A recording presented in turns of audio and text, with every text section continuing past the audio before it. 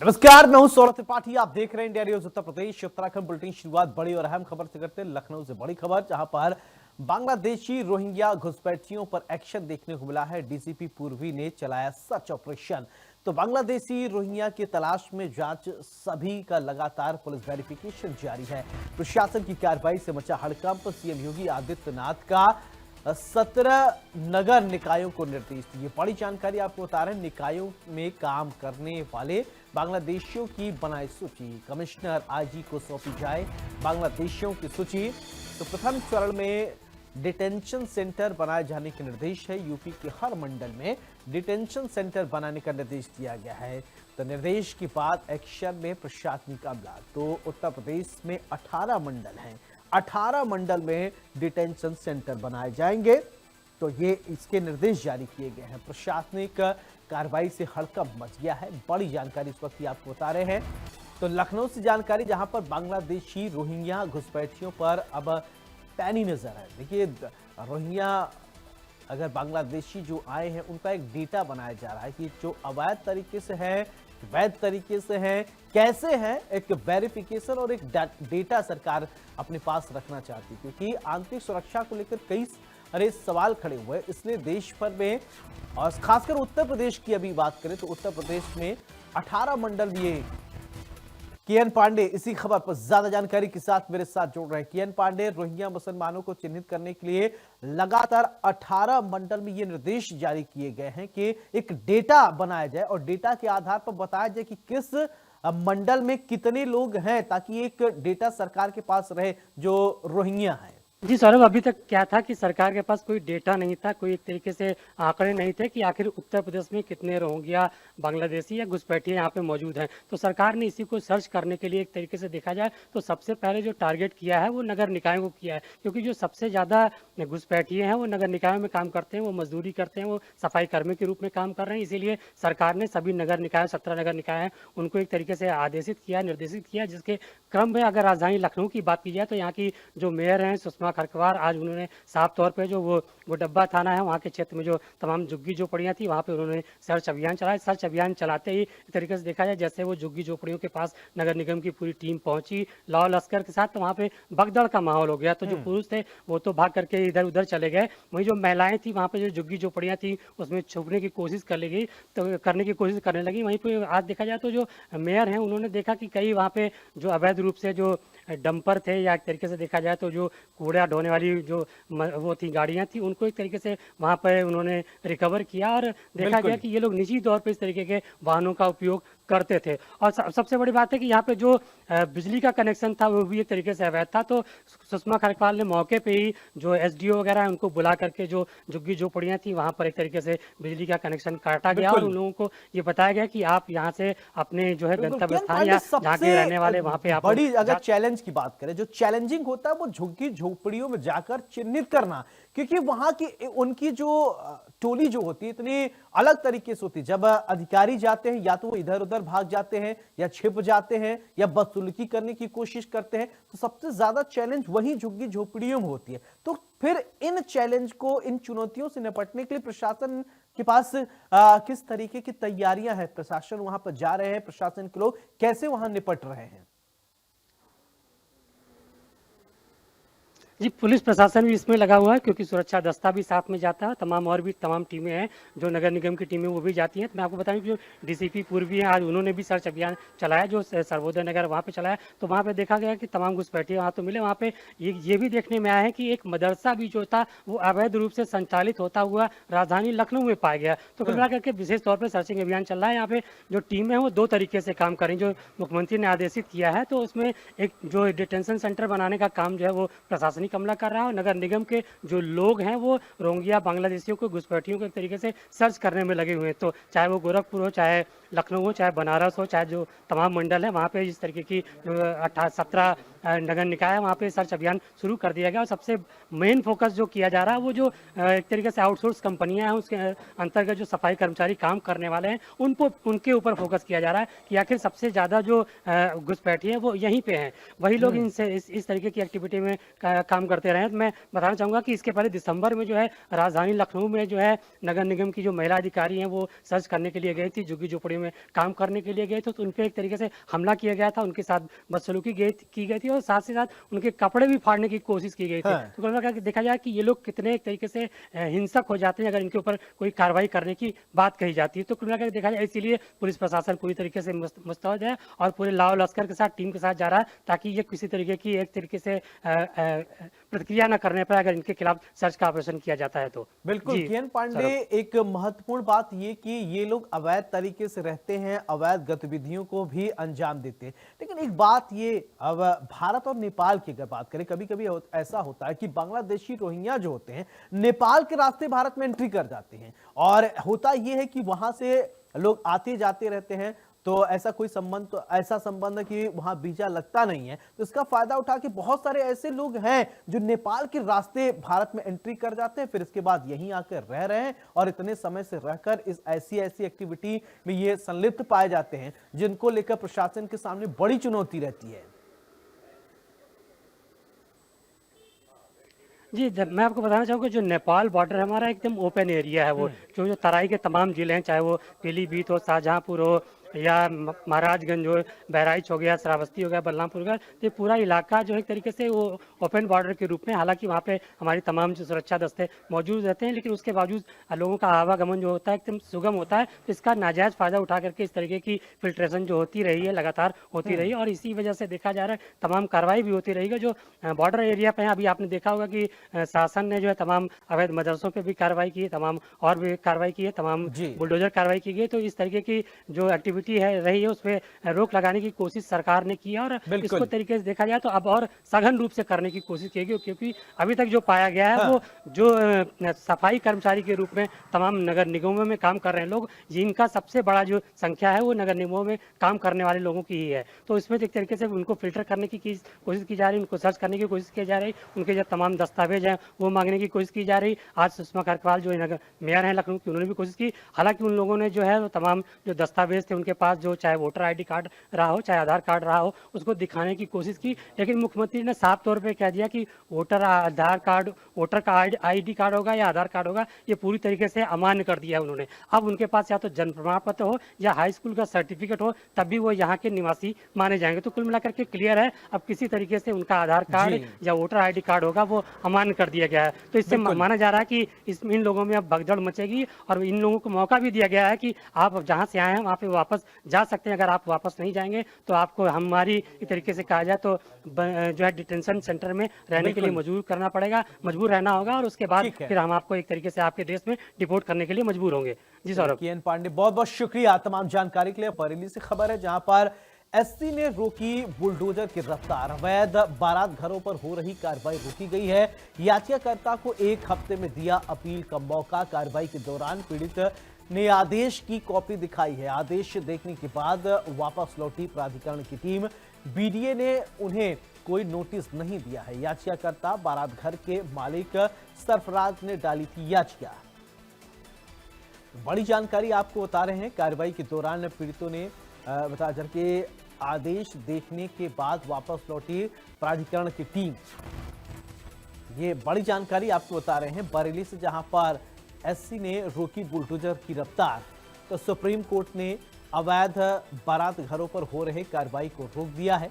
बताया जा रहा है कि याचिकाकर्ता को 1 हफ्ते में दिया अपील का मौका। तो कार्रवाई के दौरान पीड़ित ने आदेश की कॉपी दिखाई। अभी देखिए, जिस समय कार्रवाई चल रही थी उस समय पीड़ित ने आदेश की कॉपी दिखाई, उसके बाद कार्रवाई को रोक दी गई। तो बरेली से खबर, जहां पर सुप्रीम कोर्ट ने रोकी बुलडोजर की रफ्तार, अवैध बारात घर पर हो रही कार्रवाई को रोकी गई है। याचिकाकर्ता को 1 हफ्ते में अपील का मौका दिया गया है। बताया जा रहा है कि कार्रवाई के दौरान पीड़ित ने आदेश की कॉपी दिखाई, सुप्रीम कोर्ट के आदेश की कॉपी दिखाई गई, जिसके बाद बुलडोजर की रफ्तार रुक गई। ये बड़ी जानकारी इस वक्त की आपको बता रहे हैं बरेली से, जहां पर सुप्रीम कोर्ट ने बुलडोजर की रफ्तार रोकी है। बताया जा रहा है कि अवैध बारात घरों पर हो रही कार्रवाई को रोकी गई है। प्रमोद कुमार इसी खबर पर ज्यादा जानकारी के साथ मेरे साथ जुड़ रहे हैं। प्रमोद, सुप्रीम कोर्ट ने एक आदेश दिया था, उसी की कॉपी दिखाकर बताया जा रहा है कि कुछ लोगों ने जो कार्रवाई चल रही थी बुलडोजर की, उसको जब दिखाया तो कार्रवाई को रोक दिया गया, मौका दिया गया 1 हफ्ता का कि अपील कर सकते हैं। अपडेट कीजिए। सौरभ, देखिए, बरेली में लगातार जो पुलिस प्रशासनिक अधिकारी हैं वो कार्रवाई कर रहे थे। यानी अवैध जो बारात घर थे उन्हें तोड़ने का जो काम है पिछले 2 दिन से लगातार चल रहा था। ऐसे में देखिए, एक याचिकाकर्ता इस मामले को लेकर सुप्रीम कोर्ट पहुंच गया। सुप्रीम कोर्ट ने बाकायदा बरेली प्रशासन को गाइडलाइन जारी की है। उन्होंने कहा है कि फिलहाल जो कार्रवाई है तोड़ की, यानी बुलडोजर की जो कार्रवाई है, उसे रोक दिया जाए और बाकायदा उस व्यक्ति को 1 हफ्ते का समय दिया गया है। यानी याचिकाकर्ता को 1 हफ्ते का समय दिया गया है। वो अपनी बात सुप्रीम कोर्ट के सामने जाकर रख सकता है पूरी, उसके बाद ही अगली जो कार्रवाई है वो की जाएगी। जिस तरीके से देखिए, बरेली में पिछले दिनों मौलाना तौसीफ रजा के बयान के बाद लोग आक्रोशित हो गए थे, बवाल हुआ था। बवाल के दौरान कई सारी जो गाड़ियां थी, गाड़ियों में तोड़फोड़ की गई थी। इसके अलावा पथराव हुआ था और जमकर बवाल हुआ था।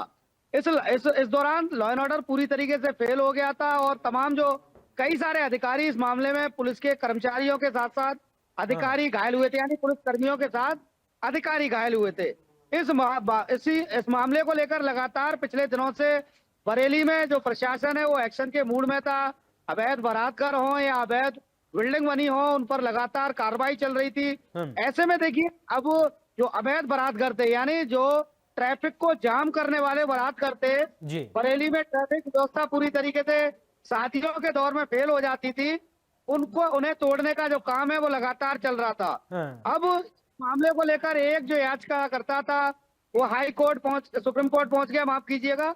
उसके बाद जो कार्रवाई है फिलहाल थम गई है, यानी रुक गई है और अगले आदेश का इंतजार बरेली प्रशासन कर रहा है कि सुप्रीम कोर्ट किस पक्ष से ये फैसला सुनाता है। यानी जो आदेश सुप्रीम कोर्ट का होगा उसके बाद कार्रवाई होगी। क्योंकि देखिए, मौलाना तौसीफ रजा आए दिन वहां विवादित बयान देते थे, उन बयानों के बाद ही ये मामला भड़का, यानी दंगा भड़क गया था। और अब जो कार्रवाई थी वो प्रशासन कर रहा था। एक बार सुप्रीम कोर्ट ने इस कार्रवाई पर रोक लगा दी है तो कहा जा सकता है कि अगले आदेश का प्रशासन इंतजार कर रहा है। जी सौरभ। बिल्कुल। चलिए प्रमोद, बहुत बहुत शुक्रिया तमाम जानकारी के लिए। बढ़ते खबरों में आगे नोएडा से खबर है, अब तक की सबसे बड़ी साइबर ठगी का मामला सामने आया। 12 करोड़ के साइबर ठगी का मामला सामने आया। बताया जा रहा है कि इंद्रपाल चौहान को व्हाट्सएप मैसेज से बनाया गया शिकार। नकली निवेश ग्रुप और फर्जी प्रॉफिट दिखाकर दिलाया गया भरोसा। कई खातों में 12 करोड़ रुपए ट्रांसफर करवाए। शक होने पर पीड़ित ने एफआईआर दर्ज कराई। तो ये नोएडा से बड़ी जानकारी आपको बता रहे हैं कि अब तक की सबसे बड़ी साइबर फ्रॉड का ये मामला सामने है। 12 करोड़ रुपए की ये राशि कई खातों में ट्रांसफर करवाए गए हैं। तो शक होने पर, संदेह होने पर शिकायत दर्ज कराई गई है।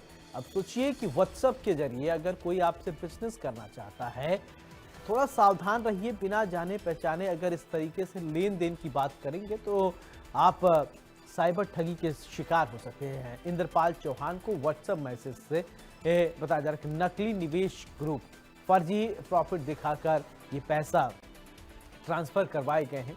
बड़ी जानकारी आप देख पा रहे हैं। बताया जा रहा है कि 12 करोड़ रुपए का ये साइबर फ्रॉड का मामला सामने आया है। अब तक की सबसे बड़ी साइबर ठगी है ये। 12 करोड़ रुपए का, 12 करोड़ की साइबर ठगी का मामला सामने आया है। बड़ी जानकारी है।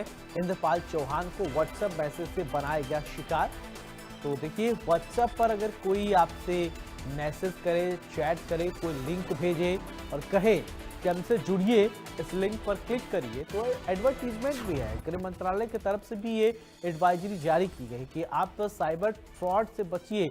तमाम तरीके के लोग नए नए हथकंडा अपनाते हैं। आपकी सतर्कता ही आपकी सुरक्षा की गारंटी है। अगर आप सतर्क नहीं रहेंगे तो आपके साथ बड़ा फ्रॉड हो सकता है। ये बड़ा फ्रॉड है।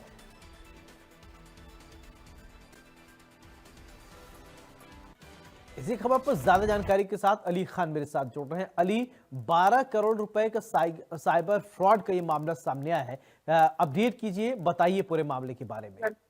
ये पूरा मामला नोएडा के सेक्टर 47 के एक निवासी का है।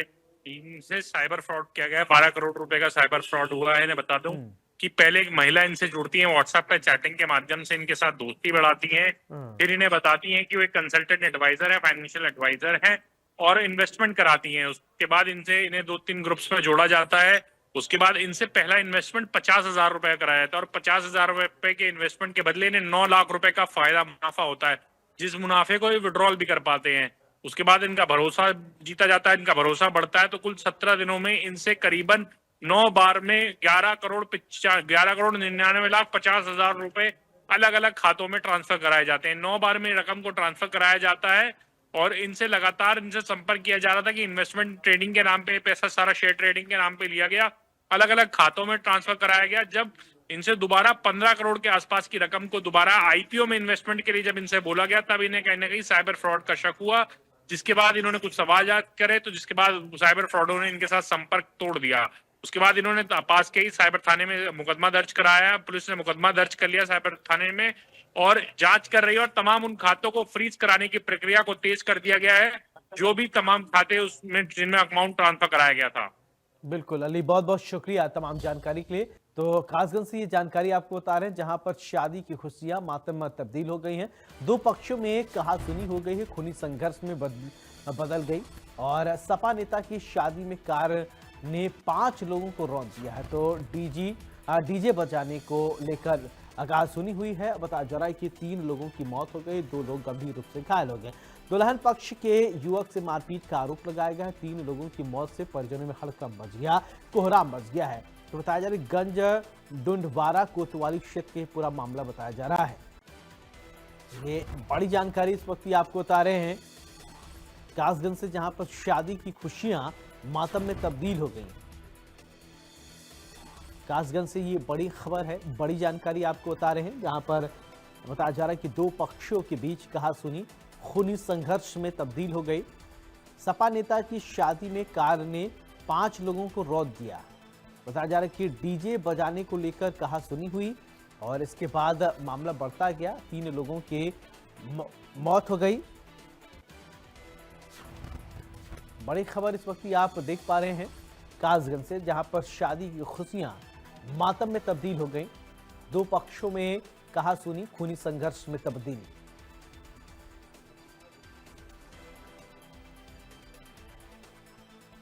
तो डीजे बजाने को लेकर कहासुनी हुई थी। ये बड़ी जानकारी इस वक्त आप देख पा रहे हैं। 3 लोगों के मौत, 2 लोग घायल हुए हैं।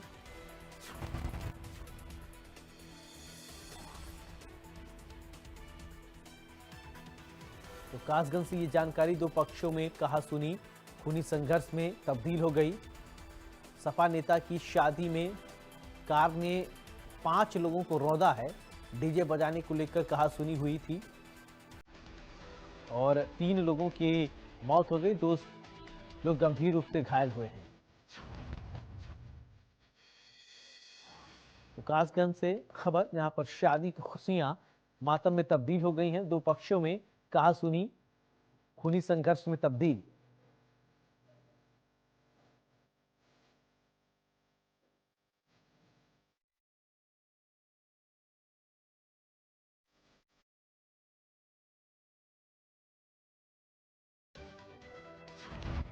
ये बड़ी जानकारी आपको बता रहे हैं।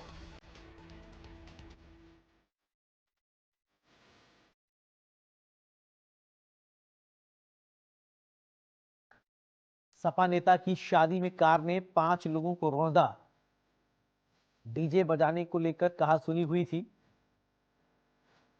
और 3 लोगों की मौत, 2 लोग गंभीर रूप से घायल हुए हैं।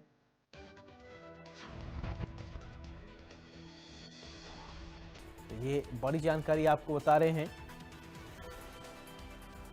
2 पक्षों में कहासुनी, खूनी संघर्ष में तब्दील हो गई है। सपा नेता की शादी में कार ने 5 लोगों को रौंदा है। डीजे बजाने को लेकर कहासुनी हुई थी।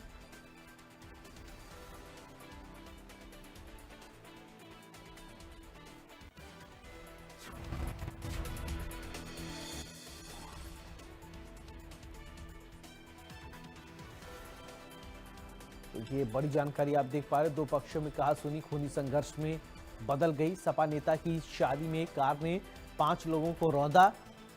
डीजे बजाने को लेकर कहासुनी हुई थी। तो बताया जा रहा है कि 3 लोगों की दर्दनाक मौत हो गई, 2 लोग गंभीर रूप से घायल हैं। घायलों का इलाज अस्पताल में चल रहा है। कासगंज से ये खबर, जहां पर शादी समारोह था, उसी दरमियान ये बड़ा हादसा हो गया। दो पक्षों में कहासुनी से शुरुआत हुई और सपा नेता की शादी में कार ने 5 लोगों को रौंद दिया है। डीजे बजाने को लेकर कहासुनी हुई और इसी के दरमियान बताया जा रहा है कि अब सोचिए, डीजे बजाने के लिए चंद मिनट की जुम्मन कुरैशी इसी खबर पर ज्यादा जानकारी के साथ मेरे साथ जुड़ रहे हैं। जुम्मन, क्या है ये पूरा मामला, बताइए। जी, और देखिए मैं आपको बता दें, ये पूरा मामला कासगंज जनपद के कोतवाली गंजड़वाड़ा क्षेत्र के एक गेस्ट हाउस का है, जहां शादी समारोह, तो सपा नेता के शादी समारोह का कार्यक्रम था। वहीं पर जो है डीजे बज रहा था, तो वहाँ डीजे बजने को लेकर जो है दूल्हे, जो दुल्हन का जो भाई था चचेरा, उससे जो है दूल्हा पक्ष के लोगों से कुछ विवाद हो गया। और इसी विवाद के बाद जो है जो दुल्हन पक्ष का जो चचेरा भाई था, तो उसने जो है कार से 5 लोगों को रौंद दिया, जिसमें दूल्हे के चाचा और एक ताऊ और उसके मौसा की 3 लोगों की जो है दर्दनाक मौत हो गई। वहीं जो मौके से जो है जो जिसने वहीं पुलिस ने तीनों शवों का पंचनामा भरकर पोस्टमार्टम के लिए दिया है और पुलिस आगे की कार्रवाई में जुट गई है। मैं अभी इस वक्त जो है उसी गांव में मौजूद है। मातम सन्नाटा पसरा हुआ है, पूरे गांव में मातम नजर आ रहा हूँ। ये मृतक जो है इस गांव के नगर मध्य गंजड़वाड़ा कोतवाली क्षेत्र में आता है। तो मैं इसी गांव में मौजूद हूँ और जो आगे जो है दूल्हे के जो चाचा और ताऊ, उनका अंतिम संस्कार करने के लिए परिजन उनको ले गए हैं और जो उनके घर में महिलाएं हैं और मातम सा उनका छाया हुआ है। ठीक है जुम्मन, बहुत बहुत शुक्रिया तमाम जानकारी के लिए। फिरोजाबाद से बड़ी खबर है, जहां पर धड़ल्ले से चल रहा अवैध खनन। रात के अंधेरे में मिट्टी खनन का कार्य जारी है। मेहरी गांव में डंपरों से मिट्टी ढुलाई का काम जारी है। भारी वाहनों से गांव की सड़कें टूटी हैं। ग्रामीणों ने पुलिस खनन विभाग पर लगाए आरोप। इंडिया न्यूज की टीम ने ग्राउंड जीरो पर की पड़ताल। आखिरकार अवैध खनन पर कब लगेगी रोक?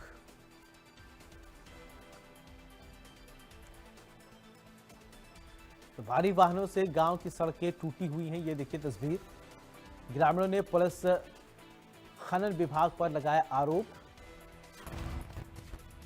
सीतापुर से बड़ी खबर है, जहां पर कोडीन सिरप बिक्री मामले में एफआईआर दर्ज। सिरप बिक्री के बिल न दिखाने पर मुकदमा दर्ज किया गया है। मेसर्स बालाजी फर्म के संचालक के खिलाफ केस दर्ज किया गया है। ड्रग इंस्पेक्टर अनीता कुरील ने दर्ज कराया है मुकदमा।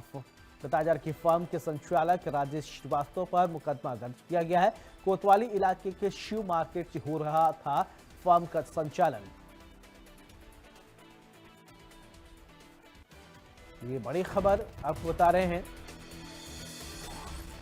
सीतापुर से, जहां पर कोडीन सिरप बिक्री मामले में एफआईआर दर्ज किया गया है। सिरप बिक्री के बिल न दिखाने पर मुकदमा दर्ज किया गया।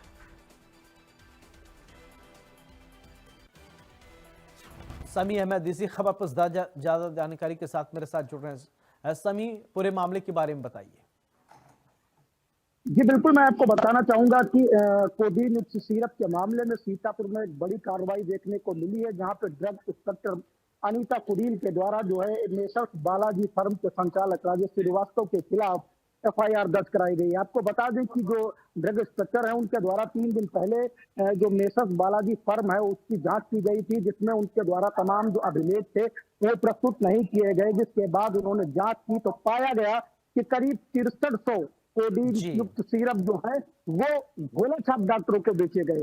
कुल मिलाकर 90% जो सिरप थे वो झोला छाप डॉक्टरों को बेचे गए। इसके अलावा जो अन्य मेडिकल स्टोर संचालकों को जो कोडीन युक्त सिरप बेचे गए, जो उनको बिल दिए गए, वो सारे बिल जो है फर्जी पाए गए। जिसके बाद जो है जो ड्रग इंस्पेक्टर है अनीता कुरील के द्वारा शहर कोतवाली में जो राजेश श्रीवास्तव है, जो फर्म के संचालक है, उनके विरुद्ध जो है एफआईआर दर्ज कराई गई है।